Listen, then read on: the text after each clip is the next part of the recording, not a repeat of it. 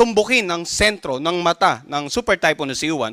So dito po, makikita natin ito po yung area na yan, pinalaki ko lang.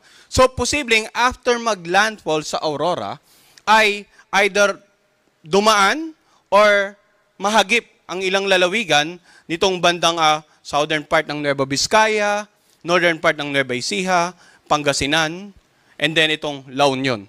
So yun yung mga lugar na posibleng tumbukin ng mata ng bagyong C1. So balit, yung area of probability, ulitin natin, no, nagpapakita pa ng mga ibang lugar na posibleng tawirin. Maging actual na pagkilos ng sentro or mata ng Super Typhoon Uwan within the forecast period. So dapat maging handa, hindi lamang ilalawigan ng Aurora, kundi maging itong southern part ng Isabela, itong bandang Quezon area, and then itong Nueva Ecija, Bulacan, Tarlac, Zambales, Pangasinan, Nueva Vizcaya, Ifugao, Benguet, La Union, Mountain Province,